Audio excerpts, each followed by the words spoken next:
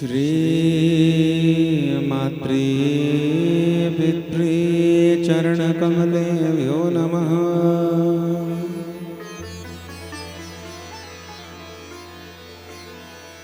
श्री सरस्वती नमः।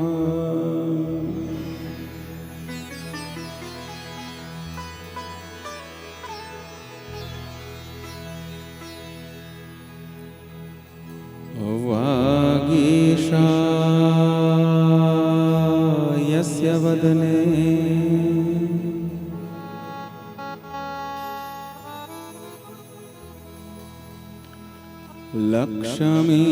लक्ष्मीर्यस्य च वक्षसि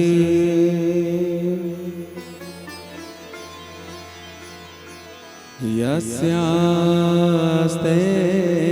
हृदये संवित्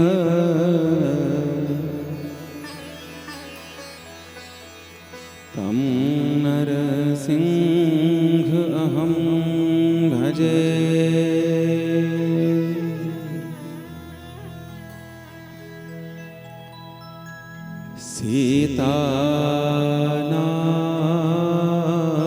सीतानाथ समारंभा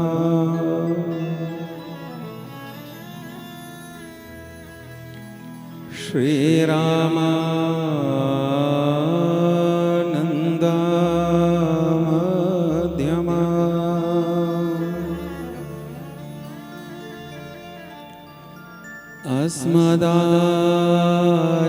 अस्मदाचार्य पर्यन्ता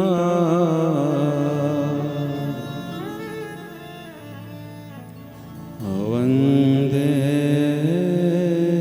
गुरुं परम्परा।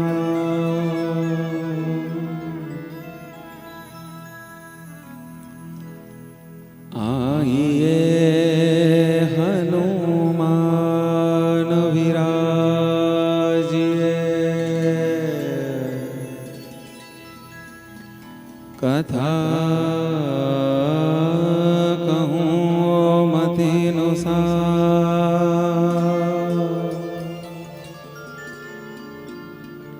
प्रेम सहित गादी धरो पधारिए पवन कुमार।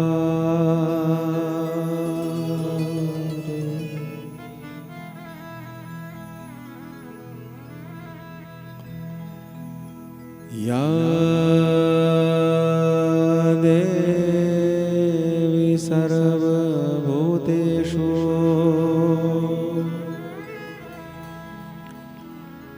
विष्णु मायेति शब्दिता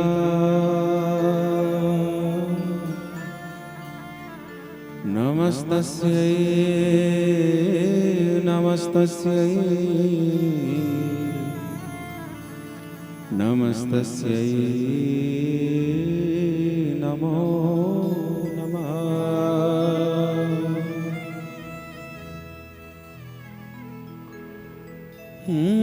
गुरुर्ब्रह्मा गुरुर्विष्णु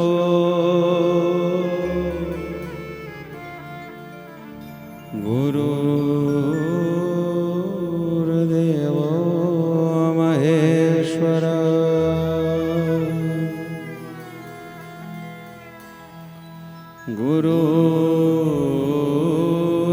गुरुर्साक्षात् परं ब्रह्म तस्मै श्री गुरुवे नमः।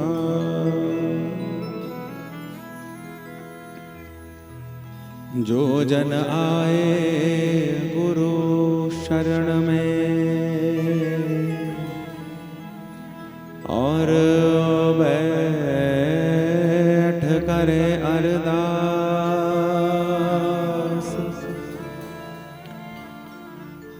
कहे टेओ उस दास की पूर्ण करिए आस।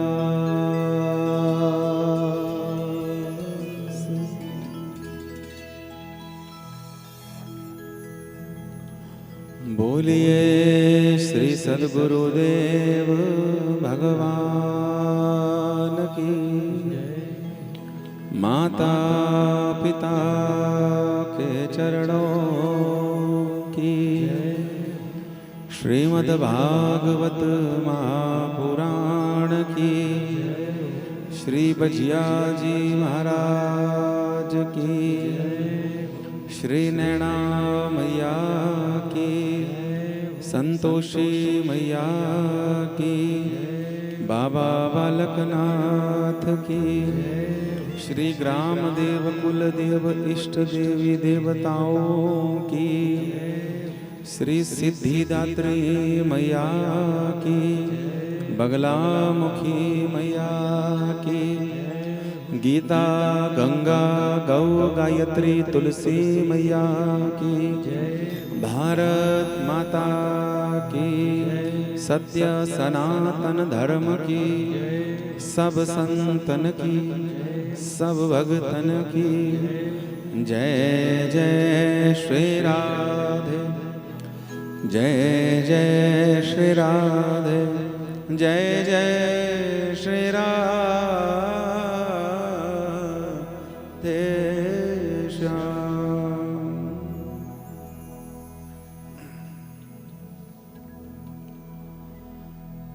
हरि शरणम नारायण नारायण नारायण नारायण। परम मंगलमय परम आनंदमय भगवान श्री नंदन नंदन यदुनंदन रघुनंदन देवाधिदेव महादेव जगत जननी भगवती माँ पारंबा श्री ग्रामदेव कुलदेव इष्टदेव स्थानीय सभी देवी देवताओं के चरणों में वंदन प्रणाम निवेदित करते हुए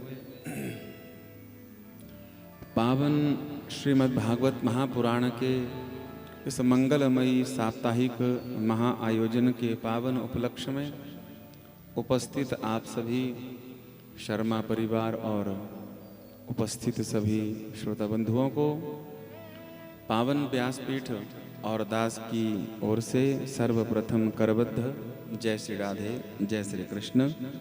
प्रेम से बोलिए राधे राधे राधे राधे। जय जय श्री राधे। बड़े ही पवित्र मास और बड़े ही पवित्र पक्ष में और बड़े ही पवित्र तिथि नवरात्रि की पावन बेला और सिद्धिदात्री मैया का पावन मंगलमयी आज का दिवस। आज शुरुआत ही बड़े अच्छे दिन से नवरात्रि से हो रही है और विश्राम का दिन 7 तारीख का दिन भी अपने आप में अद्भुत है क्योंकि उस दिन पूर्णमासी है और 365 दिनों में जितनी भी पूर्णमासियाँ आती हैं उन सब पूर्णमासियों में जो शरद ऋतु की पावन पूर्णमासी है आश्विन मास की जो पूर्णमासी है वह श्रीधाम वृंदावन के बांके बिहारी की सबसे प्रिय तिथि है। क्यों?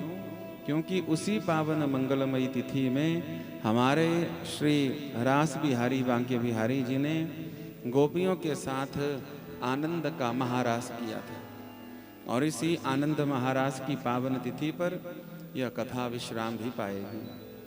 तो शुरुआत भी बड़े अच्छे दिन से हो रही है, विश्राम भी बड़े अच्छे दिन से हो रहा है। भगवान की दया से मंगलमयी कलश यात्रा भी माँ भगवती संतोषी के चरणों से आपने खूब उत्साह से और हर्ष के साथ करी है। पूरा यजमान परिवार शर्मा परिवार आदरणीय स्वर्गीय श्री अमरनाथ जी के निमित्त यह पावन श्रीमद् भागवत कथा कर और करा रहा है। स्वर्गीय अमरनाथ जी के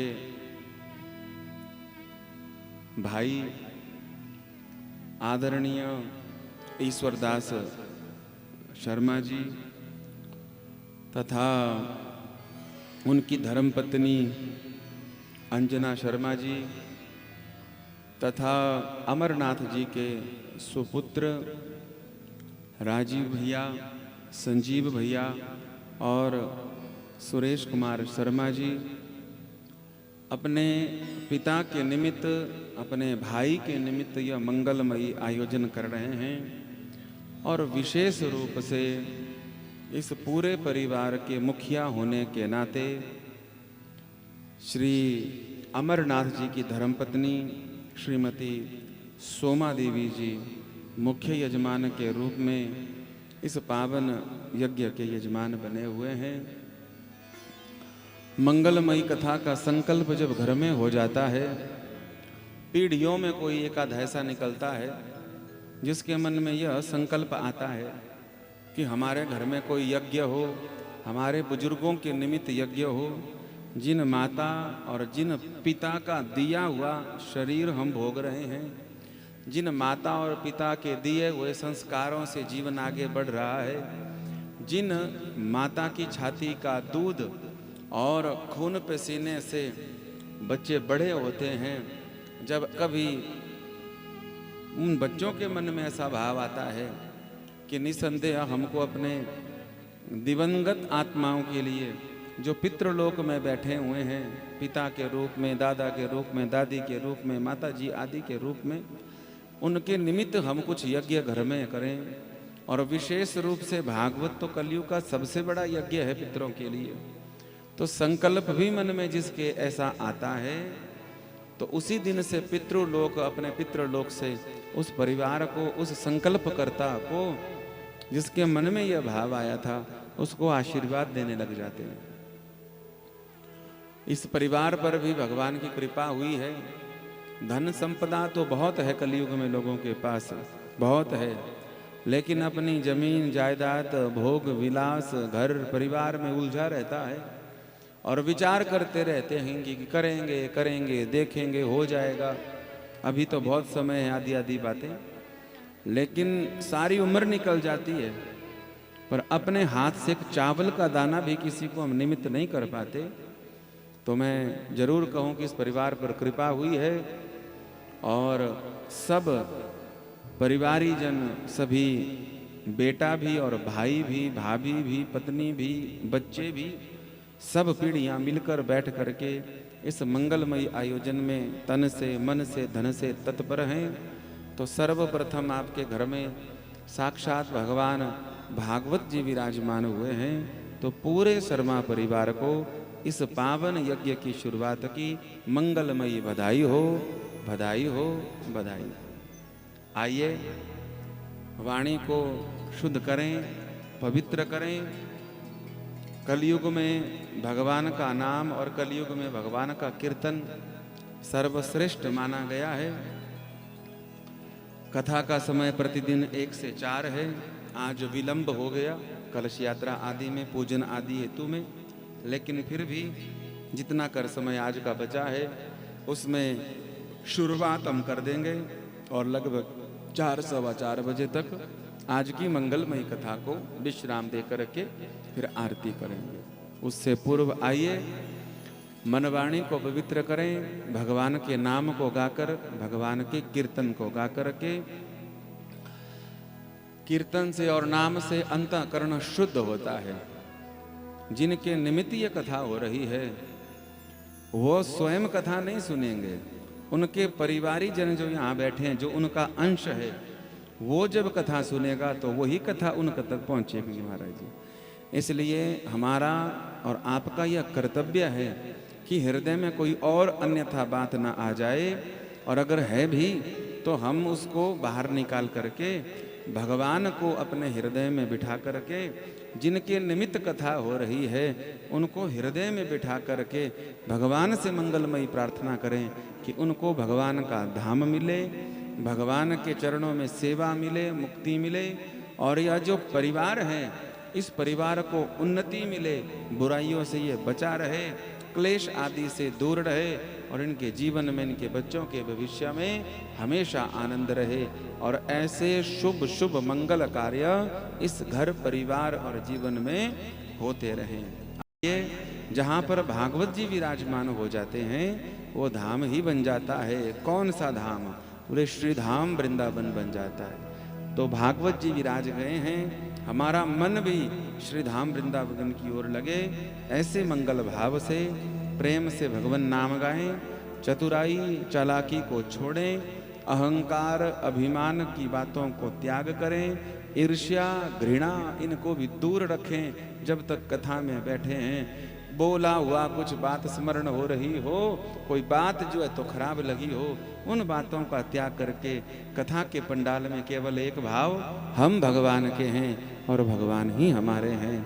आइए नाम कीर्तन गाते हुए आज की यात्रा में प्रवेश करें।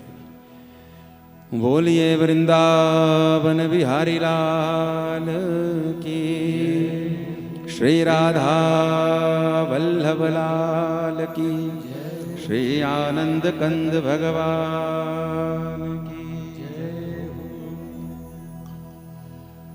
चलो मन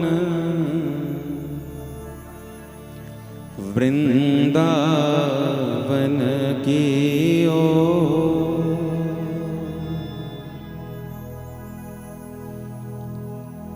चलो मन वृंदावन की ओर,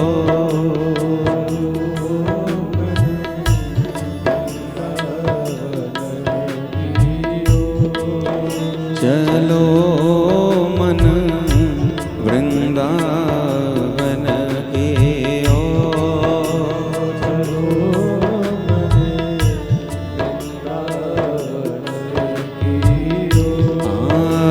चलो मन वृंदावन की ओर। आप भी गाइए, अच्छा लगेगा।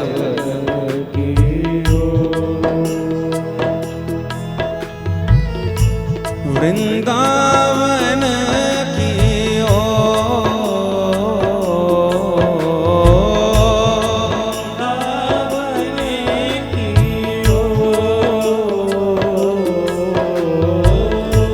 वृंदावन की ओर, वृंदावन की ओर, चलो मन वृंदावन की ओर,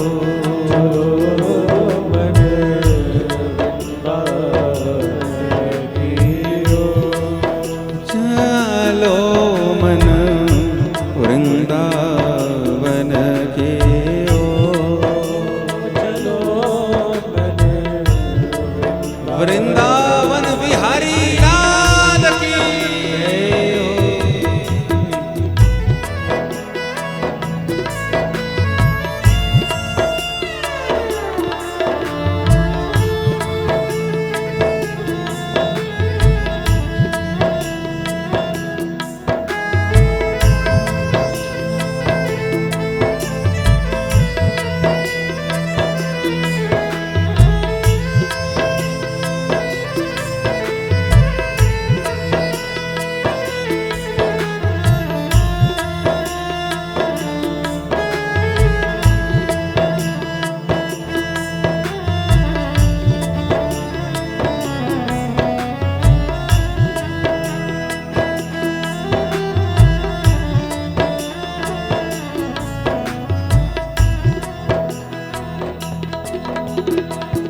वृंदावन में जमुना किनारा, वृंदावन में यमुना किनारा, वृंदावन में जमुना किनारा,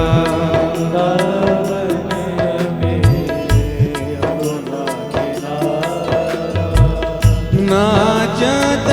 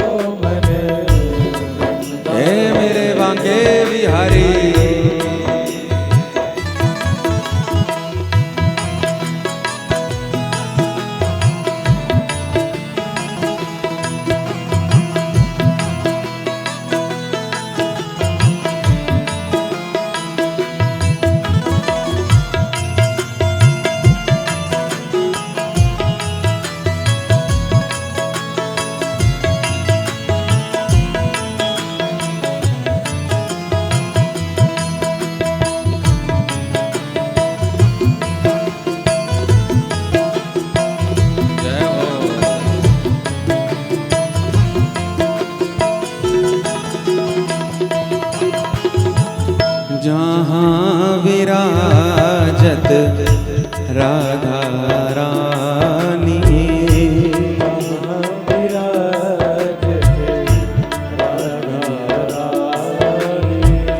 जहाँ विराजत राधा रानी।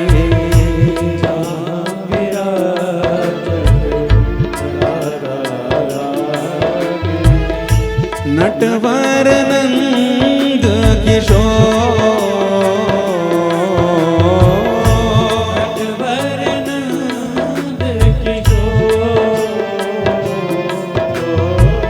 नटवर नंद किशोर।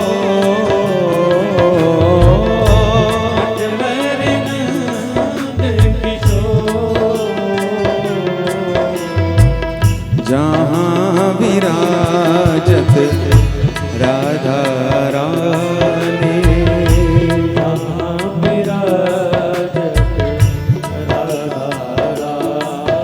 ओ जहाँ विराजत राधा रानी।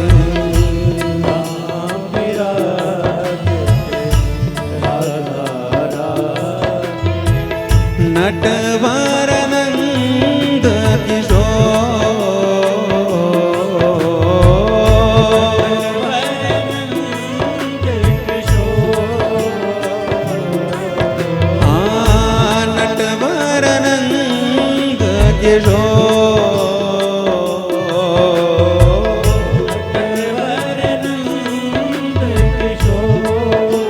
चलो मन वृंदावन की ओर। चलो मन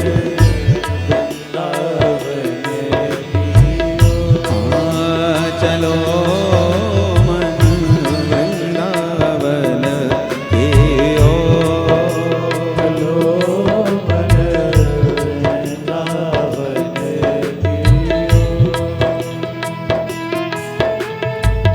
वृंदावन की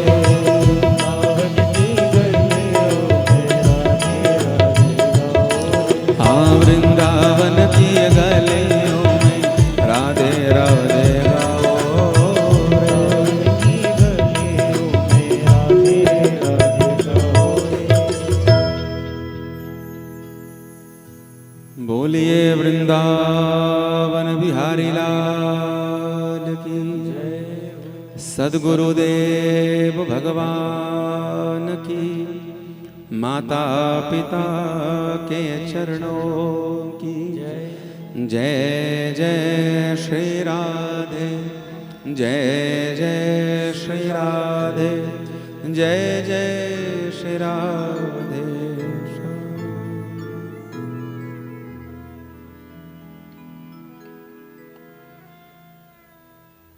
सच्चिदानंद रूपाय विश्वोत्पत्त्यादि हेतवे तापत्रय विनाशाय श्री कृष्णाय वयं नमः।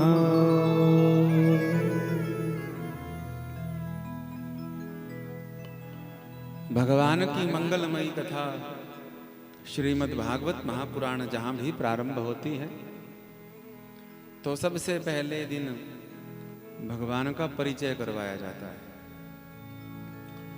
एक बाजार से पुस्तक खरीदी, उसको डब्बे में डाल दिया, लाल कपड़ा चढ़ा दिया, फूल धर दिए, नारियल धर दिया, आरती उतारने लग गए तो मन में भाव जरूर जागृत होता है कि ऐसा है क्या इसमें जो सब सर पर उठा करके लाते हैं और सब छोटा बच्चा भी कोई उठा कर लाए सब उसको प्रणाम करने लग जाते हैं, उसकी आरती करने लग जाते हैं। व्रत उपवास भोजन भंडारा क्या है ऐसा भागवत जी में? पहले तो भागवत शब्द का ही अर्थ पता लग जाए सो भी बहुत है। एक शब्द है भगवत और एक शब्द है भागवत। भगवत माने भगवान, श्रीमद् भगवत गीता माने जो भगवान के श्री मुख से प्रकट हो। बोलो राधे राधे। जो भगवान के श्री मुख से प्रकट हुई। कुरुक्षेत्र की भूमि में महाभारत के पावन युद्ध में जो अर्जुन को भगवान ने गीत सुनाया रणांगण में, उसका नाम है श्रीमद् भगवत गीता। और जो हम श्रवण कर रहे हैं ये है श्रीमद् भागवत। भागवत माने भगवान को बनाने वाले अर्थात भक्त। 7 दिन की मंगलमयी कथा में पहले दिन से 7वें दिन तक हम भगवान की महिमा नहीं, भगवान को भगवान बनाने वाले भक्तों की चर्चा सुनेंगे। ध्रुव जी भी आएंगे, प्रहलाद जी भी आएंगे, व्यास जी भी आएंगे, नारद जी भी आएंगे, सुदामा जी भी आएंगे। ऐसी मंगलमयी चर्चा होगी। तो श्रीमद् भागवत का शब्द का अर्थ होता है भगवान के लाडले प्यारे भक्तों का चरित्र। भगवतः चरित यस्मिन तद भागवतम, जिसमें भगवान और भक्तों के चरित्र हैं उसी को भागवत कहा जाता है। आपके सामने जो ग्रंथ रखा गया है ये साक्षात भगवान स्वरूप है। भागवत जी में 12 स्कंद हैं, अध्याय 335 हैं, श्लोक संख्या 18,000 है और प्रत्येक श्लोक में साक्षात भगवान श्री हरि ही कृष्ण रूप में विराजित हैं। और पूरे 12 स्कंध में भगवान श्री बांके बिहारी जी का ही रूप विद्यमान है। भागवत जी को भगवान का वांगमय वपु कहा जाता है। वांगमय वपु, वांग माने शब्द। जैसे हम किसी मंदिर में जाते हैं तो वहां पर पत्थर की मूर्ति होती, वो पाषाणमय विग्रह है। कई जगह पर सोने की, चांदी की, पीतल की, अष्टधातु की मूर्ति होती है। अगर पूर्व की तरफ चले जाएं जगन्नाथ जी में तो वहां दारूमय विग्रह, दारू कहते हैं लकड़ी को, जगन्नाथ जी का, बलदाऊ जी का और सुभद्रा जी का विग्रह मूर्ति वहां पर लकड़ी की है। और जगह पर, कई जगह पर सोना, चांदी, लकड़ी, पत्थर, पाषाण आदि आदि की मूर्तियां होती। ऐसे ही जैसे अन्य धातुओं की पत्थर पाषाण की मूर्तियां होती हैं, वैसे भागवत भी भगवान की ही मूर्ति है, पर यह पत्थर पाषाण की नहीं है। तो यह शब्दमय विग्रह है। बोलो राधे राधे। कैसा? शब्दमय। 12 स्कंध जो भागवत जी में है वो भगवान के एक एक श्रीअंग हैं। किसके? बांके बिहारी जी के। पहला और दूसरा स्कंद भगवान के बड़े पवित्र चरण हैं। तीसरा और चौथा स्कंद भगवान की सुंदर जंघाएं हैं। पांचवा स्कंद भगवान का नाभि माने पेट है, उदर है। छठा स्कंद भगवान का हृदय है। सातवां और आठवां स्कंद भगवान की भुजाएं हैं। नवम स्कंद भगवान की ग्रीवा माने कंठ है। 10वां स्कंद भगवान का मुख है। 11वां स्कंद भगवान का मस्तक है। 12वां स्कंद भगवान का शीश है। अब मूर्ति तो बन गई, लेकिन मूर्ति तब तक पूजित नहीं होती। मूर्ति कलाकारों के पास ढेरों मूर्तियां पड़ी रहती हैं, गाड़ियों में लाते हैं, ले जाते हैं। कई बार तो मूर्ति पर बैठ भी जाते हैं लोग। अब तक कोई दोष नहीं है। क्यों? क्योंकि अब केवल मूर्ति है, अभी उसकी प्राण प्रतिष्ठा नहीं हुई। हमारे अयोध्या में रामलला सरकार जी की बड़ी सुंदर प्राण प्रतिष्ठा हुई। मूर्ति 6-7 महीने से बन रही थी। पहले उसकी कोई पूजा नहीं करता था, ना आरती करता था, ना भोग लगाता था, और ना यार बनाता था, और ना ही कोई और चीजें। साधारण पत्थर थे, पत्थर की आकृति दे दी बस। लेकिन जिस दिन जनवरी महीने में, माघ के महीने में राम जी के उस विग्रह में, उस मूर्ति में मंत्रों के द्वारा ब्राह्मण देवताओं ने राम जी की प्राण प्रतिष्ठा कर दी, अब उन राम जी की तरफ कोई पांव भी नहीं कर सकता, पीठ भी नहीं कर सकता, ऊपर भी नहीं चढ़ सकता। अब तो प्रतिदिन उनकी आरती होगी, स्नान होगा, विधि से, नीति से, वेद मंत्रों के द्वारा, शास्त्रोक्त मंत्रों के द्वारा उनका अर्चन पूजन होगा। तो 12 स्कंध भगवान के एक एक अंग हमने बता दिए। ये तो अभी तक मूर्ति हुई। पहला दूसरा स्कंध आदि हमने बता दिया। 12 स्कंध हैं तो भगवान श्री कृष्ण के पूरे 12 अंग बन गए, शीश तक आ गए सब। पर अभी तक मूर्ति है। मूर्ति में प्राण कब पड़ेंगे? तब पूजा होगी।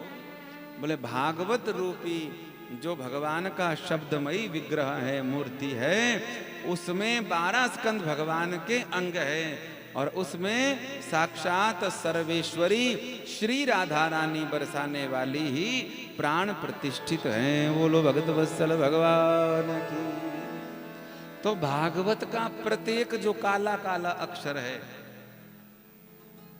वो श्री कृष्ण है। भगवान श्री कृष्ण किस वर्ण के हैं, किस रंग के हैं? हाँ, तो भागवत जी के जितने अक्षर हैं वो काले काले कृष्ण हैं। अब काले काले कृष्ण तो हो गए, तो गोरी गोरी राधा कहाँ गई? वो तो दिखती नहीं है। देखने वाला हो तो दिख जाती है। कैसे? बोले जैसे काले काले अक्षर भगवान श्री कृष्ण है, पर जिस पन्ने पर, जिस पेज पर लिखा गया है वो गोरे गोरे पेज ही हमारी राधा रानी है। बिना राधा रानी के तो श्री कृष्ण कुछ है भी नहीं। उन्हीं भागवत, उन्हीं राधा कृष्ण स्वरूप 18,000 श्लोक ही भागवत भगवान जो है तो साक्षात हैं, अर्थात ये राधा कृष्ण और उनके लाडले प्यारे भक्त ही हैं। बोल वृंदावन बिहारी लाल की। तो पहले दिन भगवान का परिचय होता है। जिनसे हमारा परिचय नहीं होता उनके प्रति हमारा आदर नहीं होता, उनके प्रति हमारी श्रद्धा नहीं होती, उनके प्रति हमारा अनुराग नहीं होता, उनके प्रति हमारी विनम्रता नहीं आती। महाराज, अच्छे के बारे में जब सुनेंगे कि ये बहुत अच्छा कर्म करता है तो हृदय में वैसा बनने की भावना आती है, और बुरे के बाद में जानने के बारे में लगता है नहीं, हमको जीवन में ऐसा काम नहीं करना है। तो जानने से तो पता लगता है कि इसको ग्रहण करना है या नहीं करना है। उसी को भागवत में महात्म्य कहा गया है। बिना जाने ना प्रेम होगा, और ना ही अनुराग होगा, और ना ही विश्वास जगेगा, ना ही आदर होगा। कई लोग कहते हैं महाराज हम नास्तिक हैं। हाँ, हमारे गुरुदेव भगवान कहते हैं संसार में कोई नास्तिक नहीं। नास्तिक वही है जो अभी किसी संत साधु सदशास्त्र की सनिधि में बैठा नहीं है। जिस दिन संत सनिधि में बैठ जाएगा उस दिन अपने आप आस्तिक हो जाएगा। बोलो राधे राधे। कोई कहते हैं हम देवताओं को नहीं मानते, हम भगवान को नहीं मानते, तो सूर्य भी देवता है, आंखें बंद करके चलो। नहीं मानते तो जल पीते हैं रोज हम, वो क्या है? जल देवता है। नहीं मानते तो मत पिया करो। ये पृथ्वी भी माँ है हमारी, धरती मैया है वसुंधरा। अगर नहीं मानते तो इस पर मत चला करो। यह वनस्पति अष्टधा प्रकृति है, अगर नहीं मानते हैं तो इस वनस्पति का प्रयोग छोड़ दो, दाल चावल छोड़ दो, पता लग जाएगा। और तो बातें बात की हैं।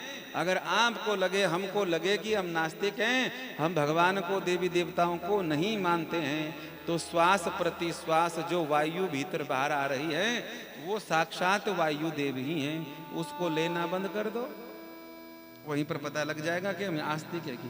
पर आजकल ऐसा जमाना, ऐसा खान पान हो गया, थोड़ी पढ़ाई भी लौट मकेले वाली हो गई, तो हमको ऐसा लगता है कि हम जब ऐसा कहेंगे कि हम भगवान को नहीं मानते हैं, हम बड़े भारी मॉडर्न हो चुके हैं, एजुकेटेड हो गए हैं, तो लगता है कि हम बड़े अच्छे हैं। और जो अभी भी कथाओं में जुड़ा हुआ है, भगवान की सेवा में जुड़ा हुआ है, माता पिता की सेवा में जुड़ा हुआ है, अपनी संस्कृति से जुड़ा है, अपने सनातन से जुड़ा है, उसको कहते हैं बोले ये थोड़ा पुराना आदमी हो गया है। देखिए, जीवन में 3 बार ऊर्जा, एनर्जी शरीर में संचार करती है। जब हम पैदा होते हैं तो हमारे पाँव में ऊर्जा रहती है। कौन सी जगह? पाँव में। घर के 5 सदस्य छोटे से बच्चे को संभालने में लग जाएंगे, पर घुटने के बल दौड़ता हुआ बच्चा नहीं थकता। हम जो है तो 6-6 फुट के आदमी घबरा जाते हैं, हमारी कमर में दर्द हो जाती है, घुटने में दर्द हो जाती है। पर 1.5-2 साल का बच्चा वो नहीं थकता। 5 आदमी संभालने वाले लग जाएं तब भी वो नहीं थकता। क्यों? क्योंकि उसके घुटने में उस वक्त ऊर्जा है। समय बीता, थोड़ा बड़ा हुआ, जवान हो गया।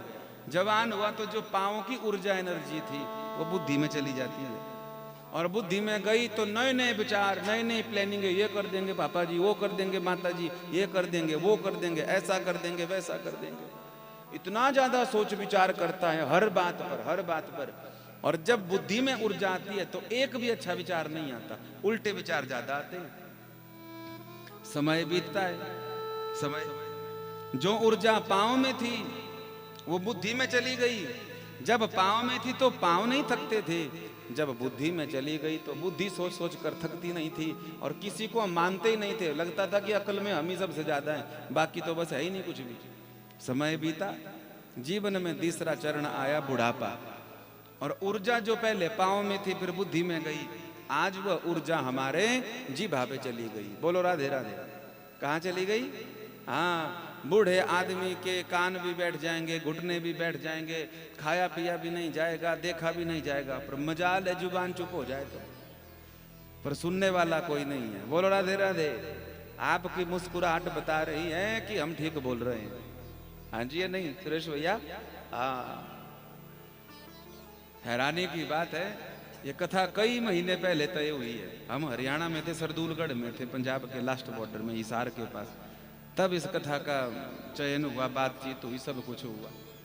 और सुरेश भैया बोल रहे थे बहुत अच्छी कथा होनी चाहिए महाराज, हम आपको मिले तो है नहीं, तो पहले कुछ ऐसे चलता रहा काम, बाद में जो है तो बात। और आज ही मिले हैं। अब हम नीचे मंदिर में पूछ रहे थे, भाई कौन से हो? सुनील भैया, सुरेश भैया कौन से? बोले हम सभी बराबर ही लग रहे थे हमको, है चाचा जी भी वैसे, तो भाई भी वैसे सब। तो हमने पूछ ही लिया कि हो कौन से आप? बोले हम है सुरेश महाराज। जय हो, बड़ी कृपा। हमारा भी यहाँ का दाना पानी रखा होगा। हम ब्राह्मणों के घर में कथा करने जाते हैं तो हम पहले दिन ही बोल देते हैं क्या कि ब्राह्मणों के घर की कथा तो हमको ऐसी लगती है कि जैसे हम ननिहाल आए हुए हैं। बोल राधे राधे। हैं? तो यहाँ भी भगवान की कृपा से सुंदर आयोजन आपने किया है, भगवान की भी खूब कृपा है, तो आनंद रहेगा। तो 3 बार जीवन में ऊर्जा का संचार। बोले बुढ़ापे में वाणी पर हमारा अधिकार हो जाए, जवानी में हमारी बुद्धि पर हमारा अधिकार हो जाए, बच्चे की व्यवस्था कैसे करनी है ये हमको पता चल जाए तो क्या करना पड़ेगा? बोले भगवान के सत्संग से जुड़ जाओगे तो आनंद आ जाए। भगवान श्री कृष्ण ने बचपन में क्या लीलाएं करी, भगवान बचपन भी जिए तो ऐसा बचपन जिए कि आज तक अपने बच्चों को सब श्री कृष्ण कहते हैं। अपना बेटा कैसे भी हो, बिटिया कैसी भी हो, क्या बोलेंगे? अरे महाराज बिल्कुल लड्डू गोपाल। हमारा बेटा कुछ भी बन जाए, हमारी बिटिया कुछ भी बन जाए, पर जन्माष्टमी के दिन जो आनंद उनको श्री कृष्ण बनाने में आता है माता पिता को, वो आनंद किसी और चीज में नहीं आता। बोलो राधे राधे। भले वो स्कॉलर बच्चा हो, A+ नंबर लेता हो, भले ही 100/100 लेता हो, तब भी आनंद नहीं आएगा माता पिता को। पर जिस दिन बेटा जो है, बिटिया तोतली बोली में जय हनुमान ज्ञान गुण उजागर करता है ना, तो माता पिता की छाती चौड़ी हो जाती है। वाह वाह, मौज हो गई बेटा, आनंद हो गया। और सच्ची पक्की बात है, हमारे घर में एक भी बेटा या एक भी बिटिया भगवान से जोड़ने वाला, भगवान का यज्ञ करवाना वाला हो जाए तो उसका धन्यवाद करना चाहिए। इस कलिकाल में संकल्प बड़े भारी करते हैं, पूरे नहीं होते, रह जाती है कईयों के मन की।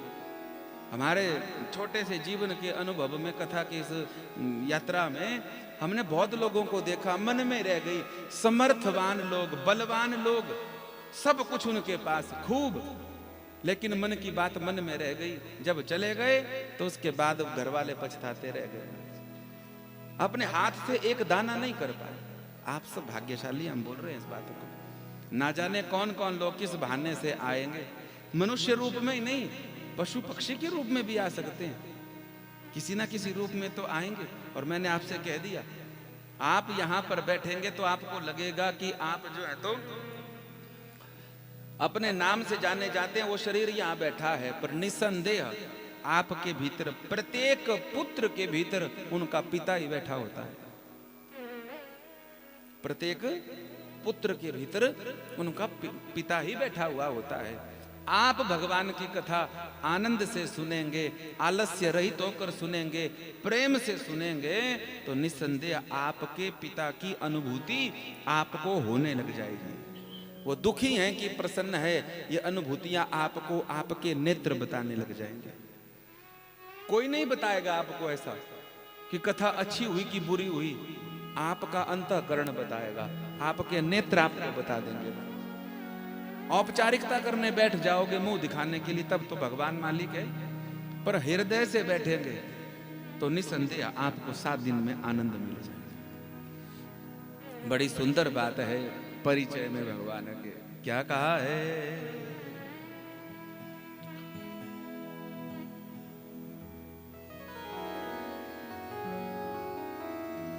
जाने बिनु ना होए परती, जाने बिनु ना होए परती, जाने बिनु ना होए परती,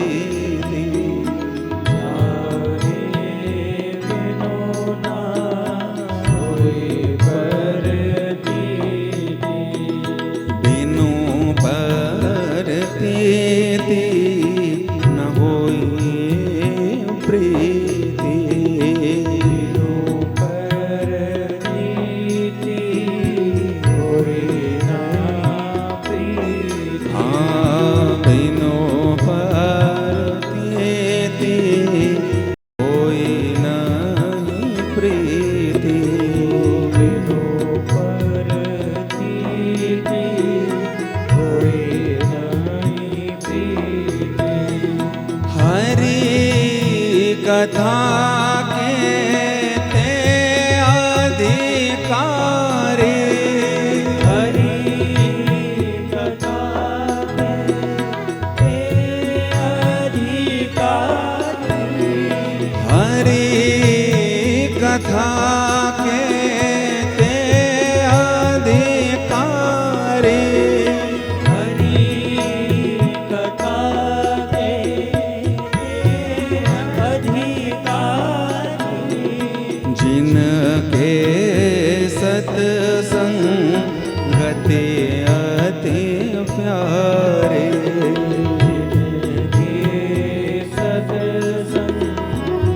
अति अति प्यारे। जिनके सत्संगति अति प्यारी।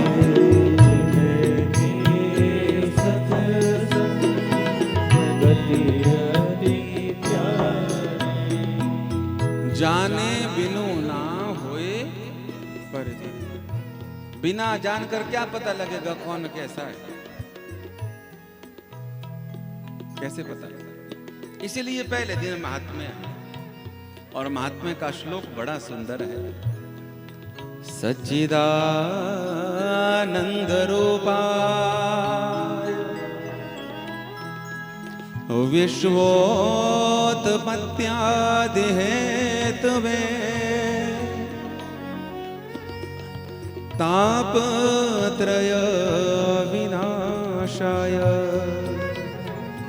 श्री कृष्णाय वयं नमः। भगवान का नाम है राम, भगवान का नाम है कृष्ण। पर जब राम जी का जन्म नहीं हुआ था तो क्या भगवान नहीं थे? कृष्ण जब जन्म नहीं लिए थे, अवतार नहीं लिए थे, तो क्या थे नहीं वो? इसलिए राम कृष्ण भी भगवान है, उनके अवतार भी भगवान है। पर जब भगवान के अवतार नहीं हुए थे तो क्या भगवान नहीं थे? तो उनका क्या नाम था? तो मूल रूप से भगवान के 3 नाम हैं। पहला नाम सत्य, दूसरा चित्त माने ज्ञान, और तीसरा आनंद। इसलिए आप सुनेंगे जब श्री कृष्ण का जन्म होगा तो जन्म होते ही नंद बाबा ने बधाई गाई, तो उन्होंने ये नहीं गाया कि कृष्ण हो गया या राम जी हो गया, कुछ क्या गया? नंद घर आनंद भयो। क्योंकि भगवान का एक नाम आनंद है। जिनमें ये 3 चीजें होती हैं वो भगवान है। बोलो राधे राधे। 3 चीजें कौन? जिसमें सत्य हो, जिसमें ज्ञान हो, और जिसको देखकर मिलकर बातचीत कर कर रह करके आनंद मिलता हो। एक बार मिले 10 मिनट 15 मिनट के लिए पहली बार, और ऐसा लगे कि आनंद हो गया, जैसे पता नहीं कितनी बार मिल चुके हैं। तो समझ लेना कि कहीं ना कहीं उसमें भगवान का अंश है।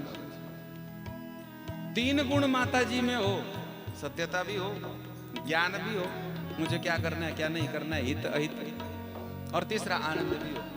तो वो माता भी भगवान ही है, वो पिता भी भगवान ही है, वो गुरु भी भगवान ही है। इसलिए तो हमारे आसपास बड़े बड़े संत हुए, कहा गया महाराज ये तो साक्षात भगवान है। तो कई बार मन में भाव आती है, हम भी वैसी रोटी खाते हैं, ये भी वैसी रोटी खाते हैं। कपड़े का रंग हो सकता है लेकिन पहनते ये भी कपड़े हैं, हम भी पहनते हैं। वैसा ही कान, वैसे ही नाक, वैसा ही मुंह, सब कुछ बराबर ही है। तो ये इनकी पूजा हम क्यों करें? ये भगवान कैसे हो गए? हम साधारण कैसे हो गए? ये संत हो गए, हम जो है तो साधारण हो गए। क्यों? क्योंकि इनमें 3 चीजें घटती हैं। सत्य भी घटता है, ज्ञान भी घटता है, और आनंद भी घटित होता है। तो भगवान के 3 नाम। काम क्या करते हैं? हम भी काम करते हैं। हमको कथा का काम दिया है भगवान ने, आपको भी काम दिया है। कोई टीचर है, कोई आर्मी में है, कोई डॉक्टर है, कोई इंजीनियर है, कोई सीए है, कोई कुछ है। सबको काम बांटा है भगवान ने। भगवान का क्या काम है? बोले विश्व उत्पत्त्यादि हेतवे। विश्व की उत्पत्ति करना, पालन करना, और बाद में लय भी कर देना, ये भगवान का काम है। कैसे? उदाहरण से समझिए। आजकल सेब का सीजन चला हुआ है। भगवान को कैसे पता चल जाता कि इसी महीने में सेब आने चाहिए? कौन उस वृक्ष को व्यवस्थित करता है, फूल निकालता है? कौन उस वृक्ष के ऊपर जो है तो बढ़िया बढ़िया सेब लगाता है? और कौन उन सेबों को रंग देता है? और कौन उन सेबों को मिठास देता है? हम तो देते नहीं, हम तो जहर ही देते हैं सेबों को। गर्मी का मौसम आएगा तो सब जगह आम लग जाएंगे।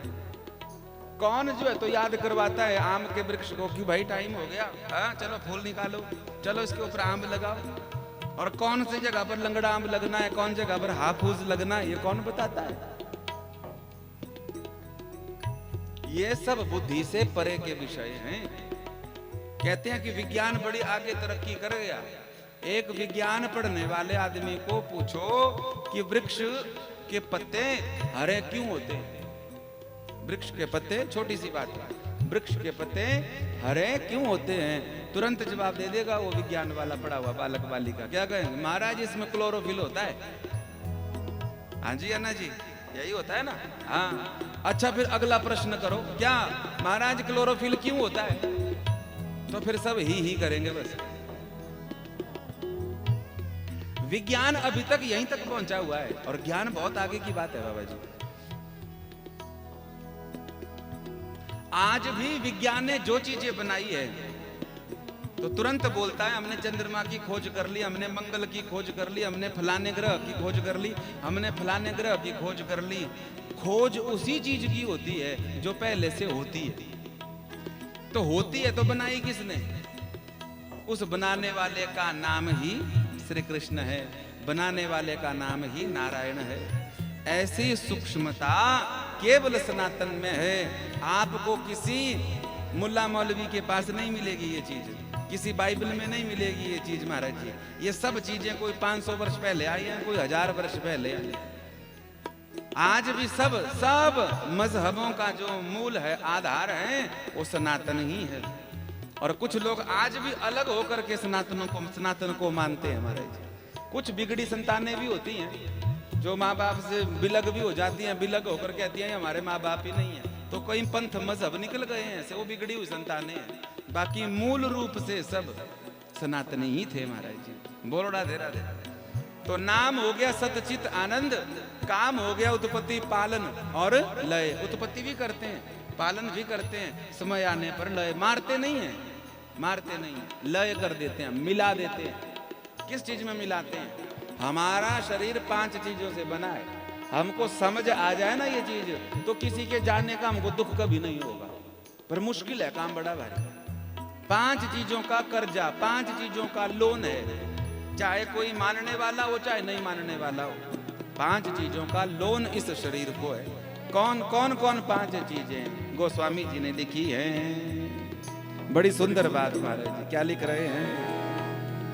क्षितिज जल पावक गगन समीरा, क्षितिज जल पावक गगन समीरा, पंच रचित यह अधम शरीरा, पंच रचित जल पावक गगन समीरा, जल पावक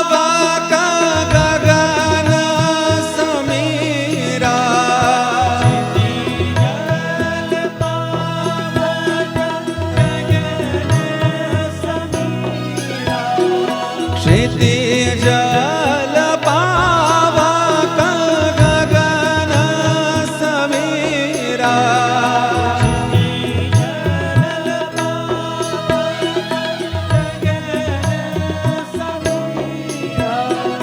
पंच रचित यह अधम शरीरा,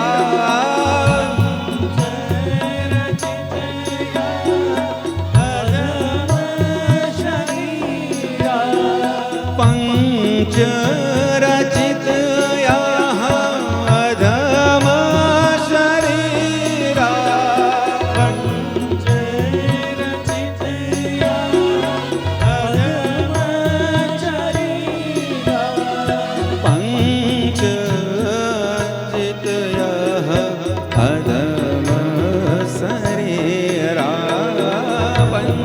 पंच रचित यह अधम शरीरा, पंच रचित यह अधम शरीरा।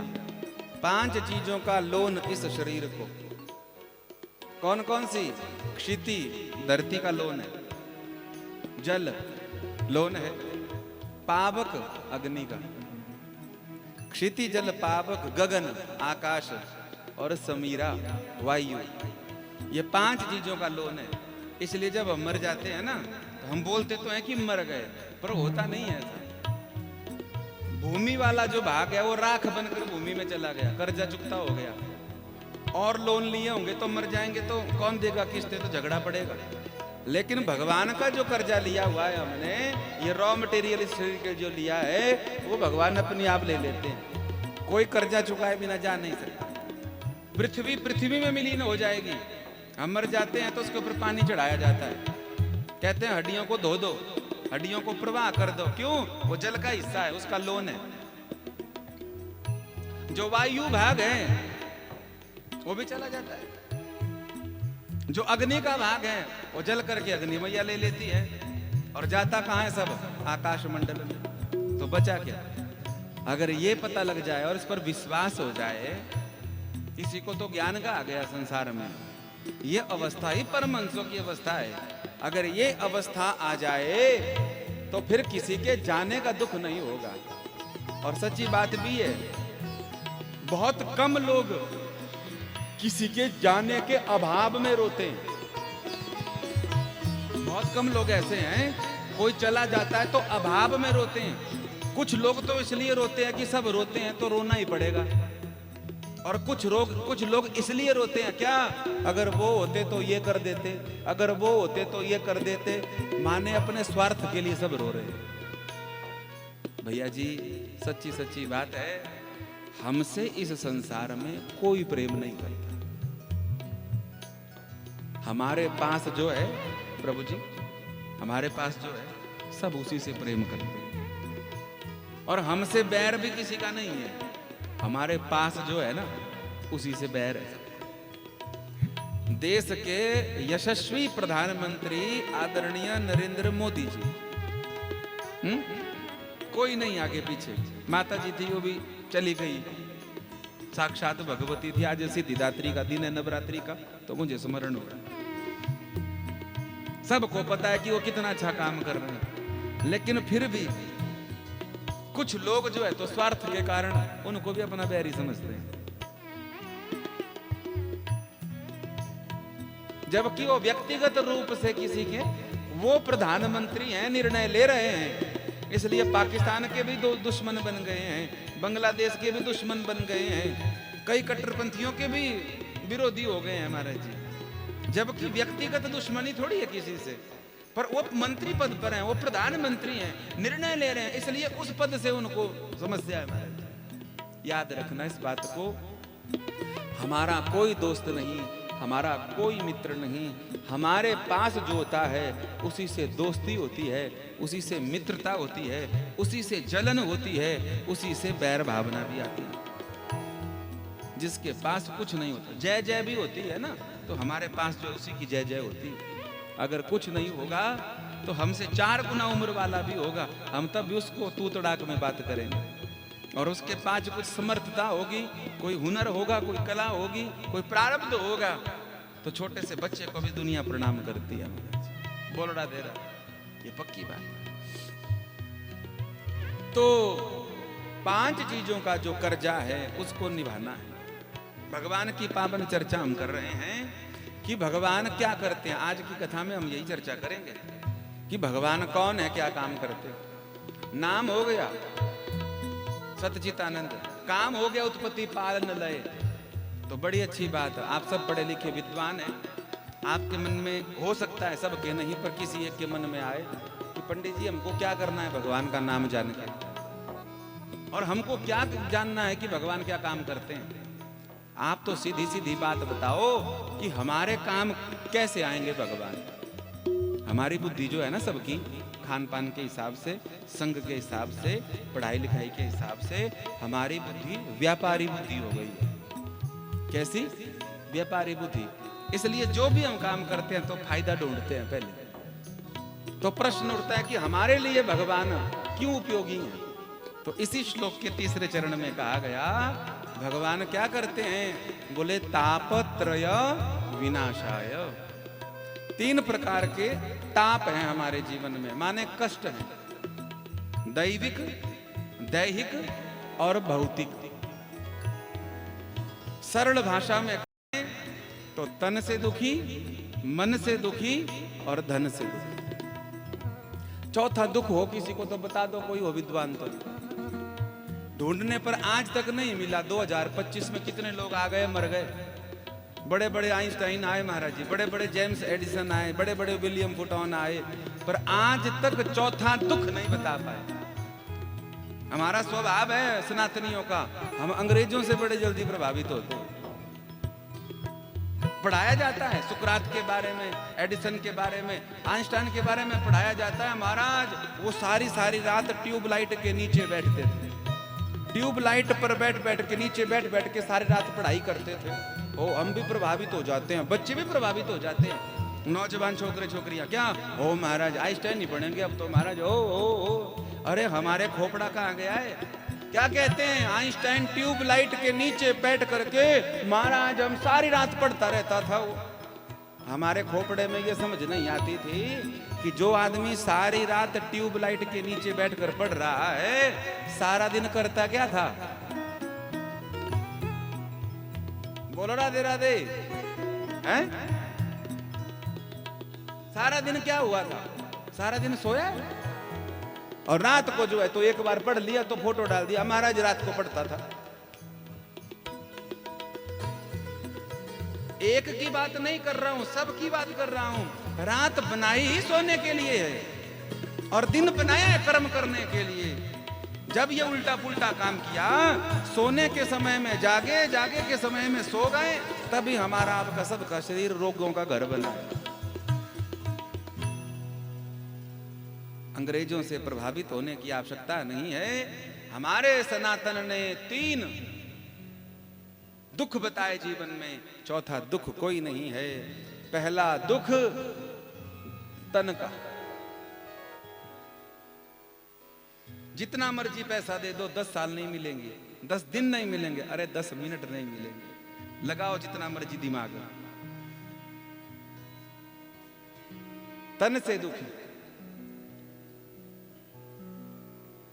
डॉक्टर साहब भी कहेंगे कि हमारी डिग्रियां सब फेल हो गई, अब क्या करो। बोले अब दादाजी को घर ले जाओ। क्या करो? बोले जाओ गौदान कराओ। वो भी वहीं आ रहे हैं पंडित जी के पास ही, घर पहुंचाएंगे। पंडित जी हाँ इनकी तबीयत सही नहीं है। पंडित जी कहेंगे मार केस है तो मृत्युंजय करवा दो। डॉक्टर साहब ने कहा 15 दिन लगाएंगे।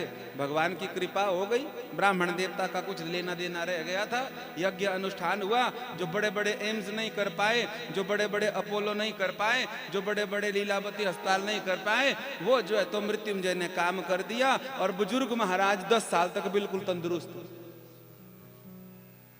आस नहीं छोड़ते हम, पर जो काम हम सबसे बाद में करते हैं, हमें लगता है कथा में वो काम हमको सबसे पहले करना चाहिए। बस अस्पताल भगवान ना करे, जरूरत पड़े, पर अस्पताल भी जाना पड़े तो भगवान को, अपने कुल देवता को प्रणाम करके हम जा रहे हैं। ध्यान रखना, हम कितनी बार इस बात को बोलते हैं।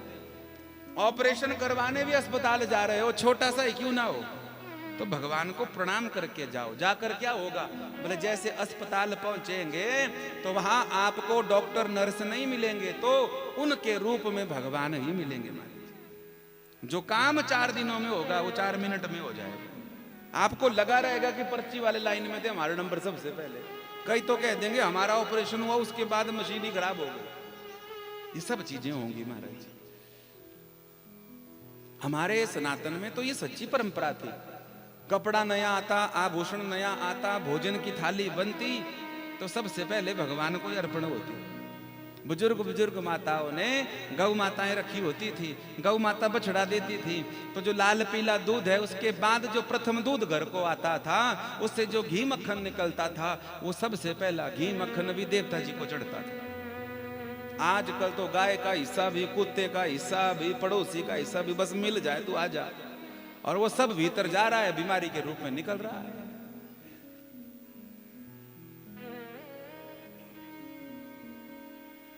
आप जितने बैठे हैं यहां पर, आपके कितनों के घरों में रामायण है? रामायण 2 3। भागवत कितनों के घरों में? शिव पुराण? घबराओ नहीं, सबके उठेंगे हाथ। दवाई किस किस के घर में?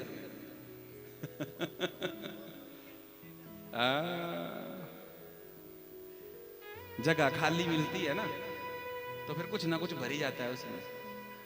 तो मुनव्वर राणा की याद आती है हमको, उनको गाते रहते हो। वो बोलते हैं हमारे कुछ गुनाहों की सजा हमारे साथ चलती है, हमारे कुछ गुनाहों की सजा हमारे साथ चलती है। अब हम अकेले नहीं रहते तो दवा भी साथ चलती है, दवा भी साथ चलती है।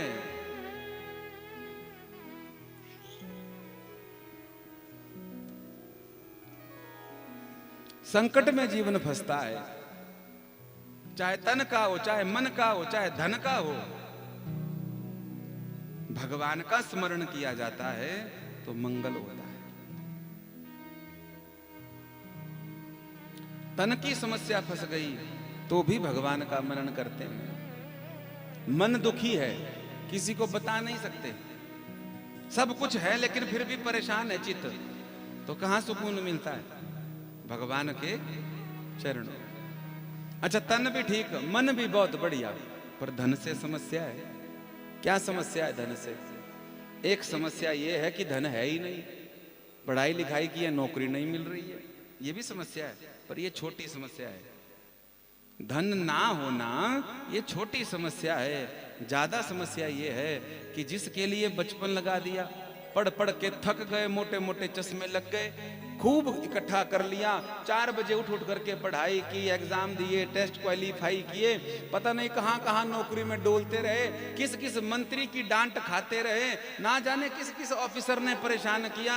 आज सब कुछ सहन करके जो हमारा टारगेट था, लक्ष्य था कि ये हमारे पास होना चाहिए, वो सब हो गया है, पर फिर भी दुखी है। क्यों?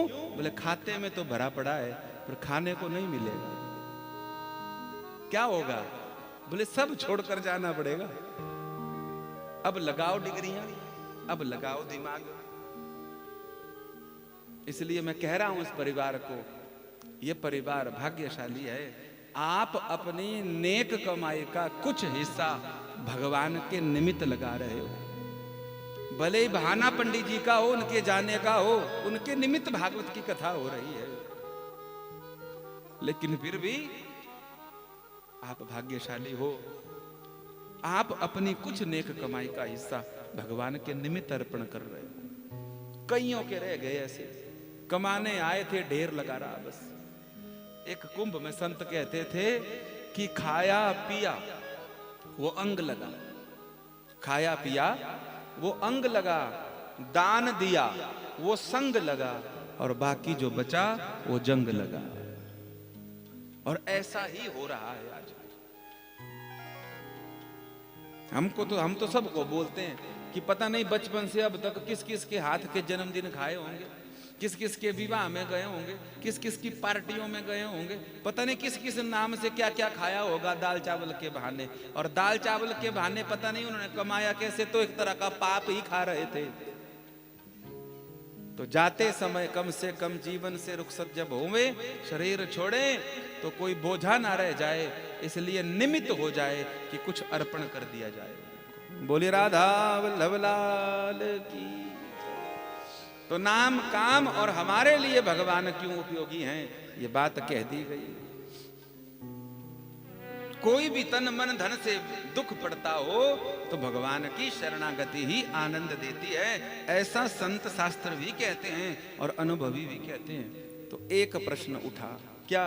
बोले प्रभु जी हम कौन से भगवान की शरण में जाएं? बोलो राधे राधे। कोई कहता है राम जी की शरण बढ़िया है, राम शरणम। कोई कहता है महादेव ही भोले बाबा ही बहुत अच्छे हैं। नौजवान लोगों में महादेव का ज्यादा क्रेज होता है, राम जी के कम होता है। क्यों? क्योंकि राम जी मर्यादित है महाराज जी। राम शब्द भी बोलो तो मन भराता है। जैसा उनका नाम सरल है, उनका जीवन भी ऐसा ही सरल है, और जो उनको स्वीकार करेगा उसको वैसे सरल रहना पड़ेगा। कृष्ण सबको सुहाते हैं, नटखट हैं, नाम भी आए, स्मरण भी आए तो लीलाएं आ जाती है, मन भी आनंदित हो जाता है। लीला करने वाले।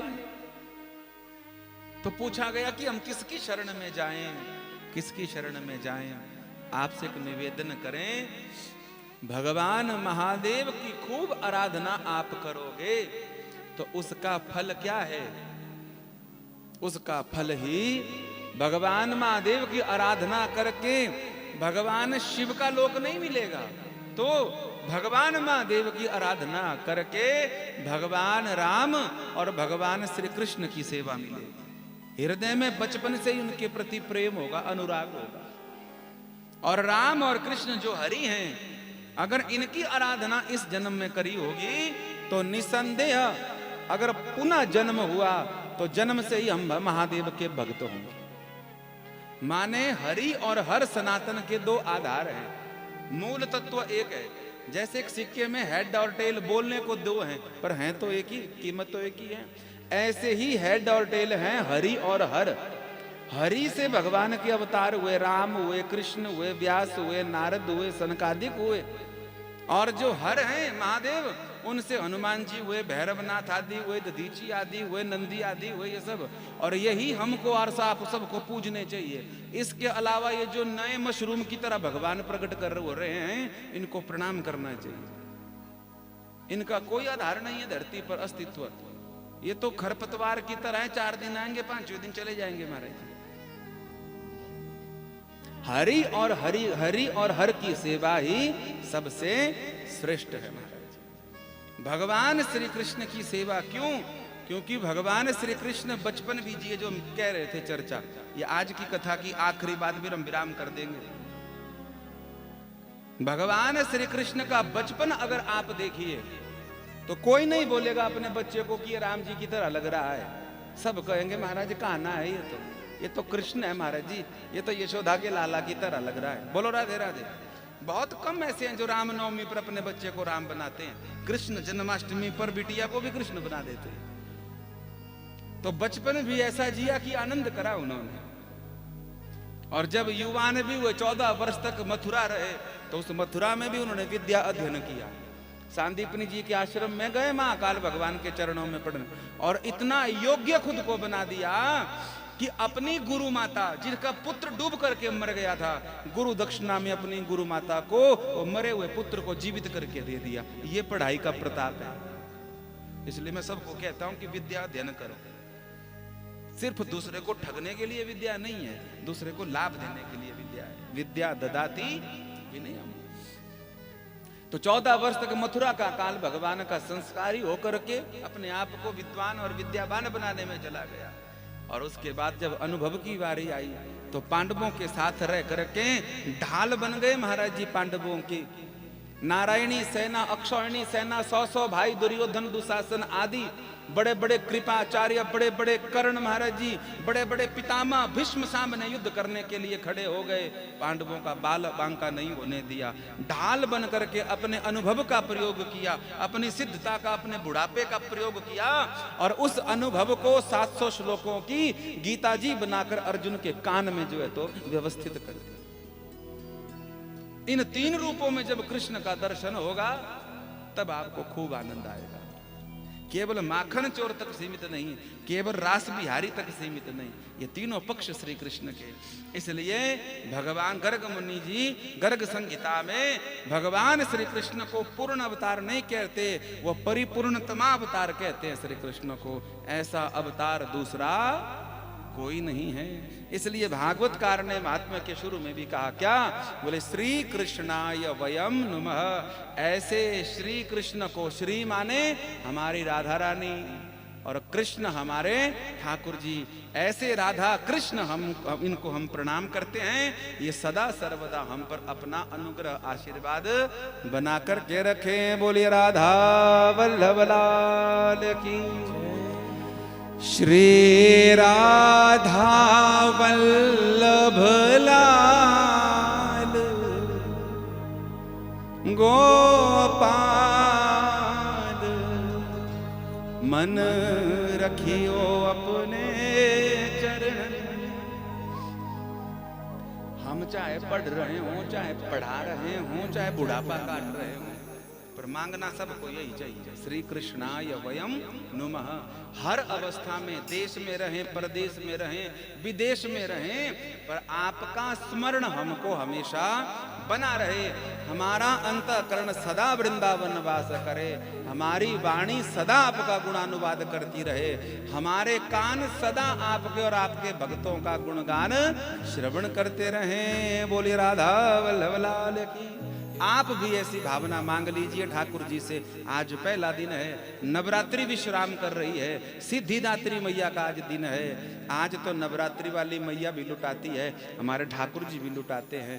आप भी मांग लीजिए, इसके बाद फिर प्रेम से आरती करेंगे महाराज जी। बोलिए राधा वल्लभ लाल की। श्री राधा वल्लभ लाल गोपाल मन रखियो अपने चरणन में।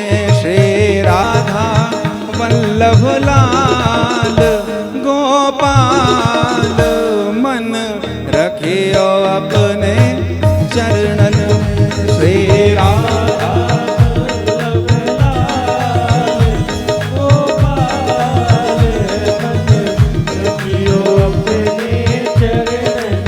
ओ श्री राधा वल्लभ लाल गोपाल मन रखियो अपने चरणन में। श्री राधा वल्लभ लाल गोपाल मन रखियो अपने चरणन में।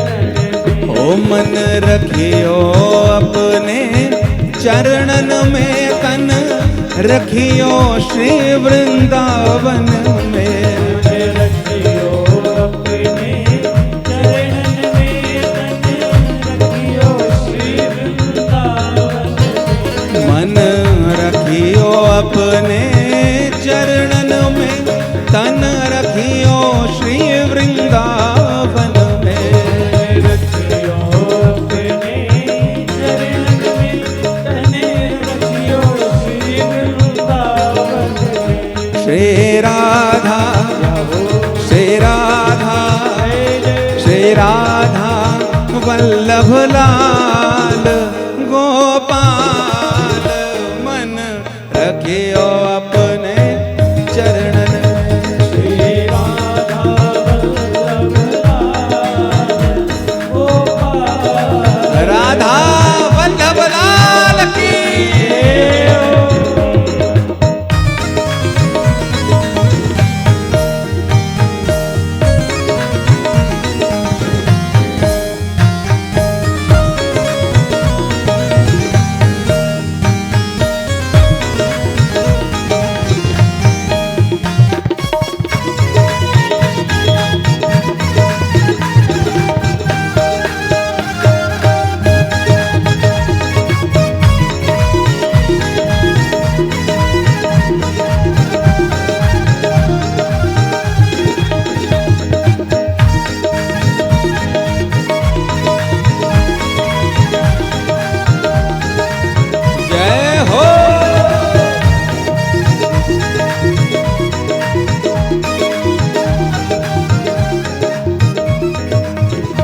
तेरे शीश पे मुकुट विराज रहा, तेरे शीश पे मुकुट विराज रहा।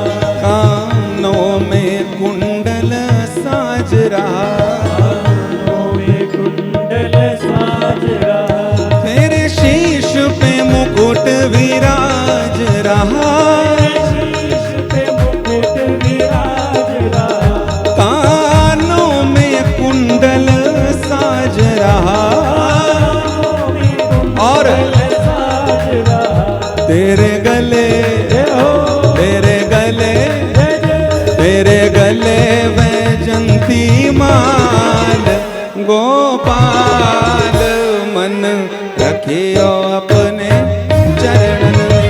तेरे गले वैजंती माल गोपाल रखियो अपने चरणन में। ओ रे राधा वल्लभ लाल गोपाल मन रखियो अपने चरणन में। राधा वल्लभ लाल गोपाल बरसाने वाली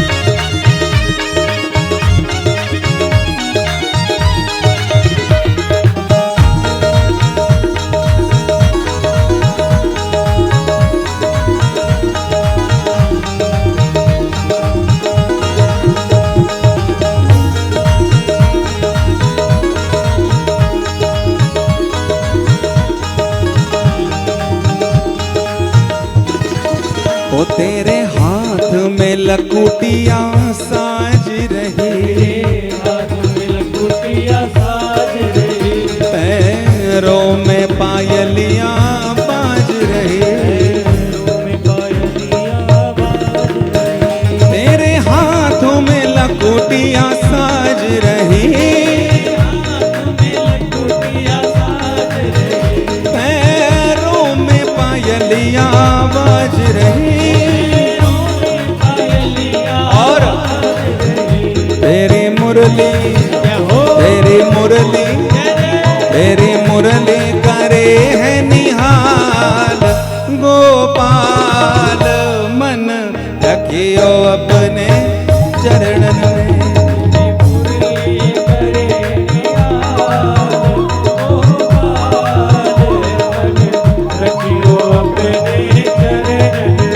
श्री राधा वल्लभ लाल गोपाल मन रखियो अपने चरणन में।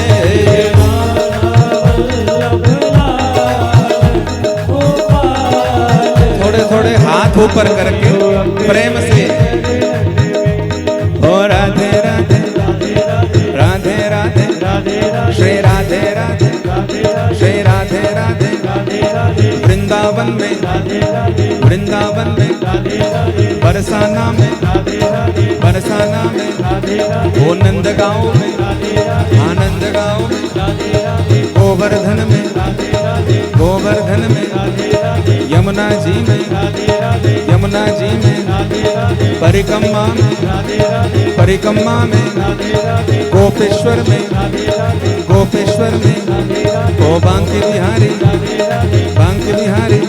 श्री राधा वल्लभ लाल गोपाल मन रखियो अपने चरण। श्री राधा वल्लभ लाल गोपाल मन रखियो अपने चरण में। श्री राधा वल्लभ लाल गोपाल मन रखियो अपने चरणन में।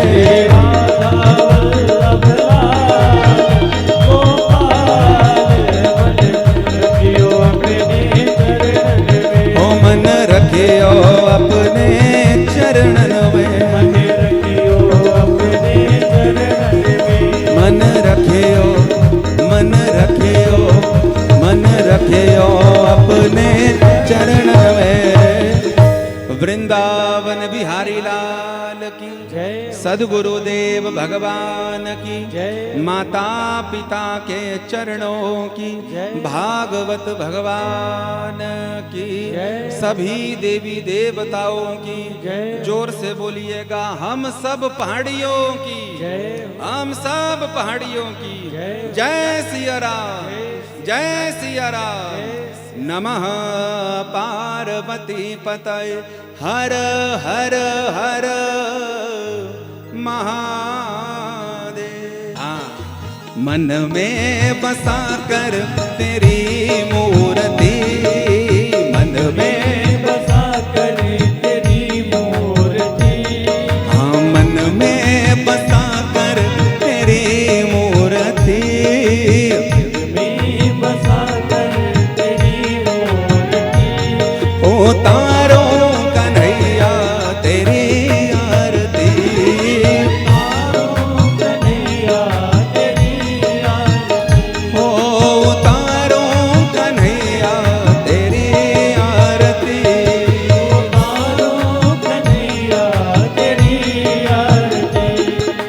करुणा करो कष्ट हरो ज्ञान दो भगवन, भव में फंसी नाव मेरी धार दो भगवन, करुणा करो कष्ट हरो ज्ञान दो भगवन, भव में फंसी नाव मेरी तार दो भगवन।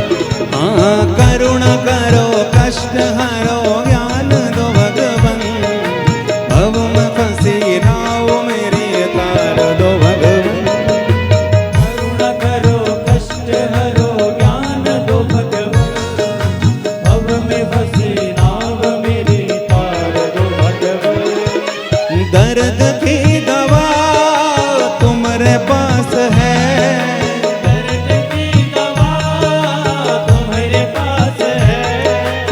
दर्द की दवा तुम्हारे पास है, दर्द की दवा तुम्हारे पास है।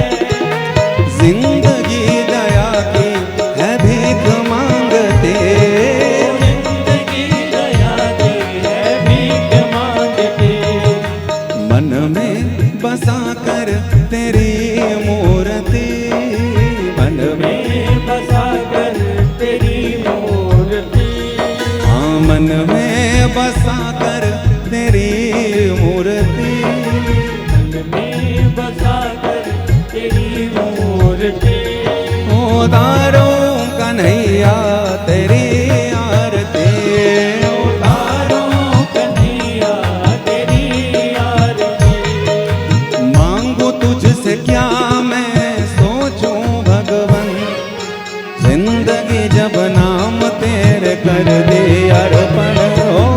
आपको तुझसे क्या मैं सोचूं भगवान, जिंदगी जब नाम तेरे कर दे अर्पण।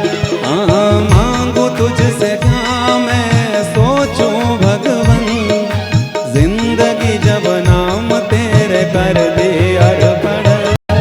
आपको तुझसे क्या मैं सोचूं भगवान, जिंदगी जब नाम तेरे कर दे अर्पण। ओ सब कुछ तेरा कुछ नहीं मेरा, सब कुछ तेरा कुछ नहीं मेरा। हाँ सब कुछ तेरा कुछ नहीं मेरा, सब कुछ तेरा कुछ नहीं मेरा। चिंता है तुझको प्रभु संसार की, चिंता है तुझको प्रभु संसार की। मन में बसा कर तेरी मूर्ति, मन में बसा कर तेरी मूर्ति, हाँ मन में बसा कर तेरी मूर्ति, मन में बसा कर तेरी मूर्ति। ओ तारो कन्हैया तेरी आरती, ओ तारो कन्हैया तेरी आरती। वेद तेरी महिमा गाए संत करे ध्यान, नारद गुण गान करे जेड़ बेड़ा गान। वेद तेरी महिमा गाए संत करे ध्यान, नारद गुण गान करे छेड़ बेड़ा। हाँ वेद तेरी महिमा गाए संत करे ध्यान, नारद गुण गान करे छेड़ बेड़ा तार। वेद तेरी महिमा गाए संत करे ध्यान, नारद गुण गान करे छेड़ बेड़ा। भगत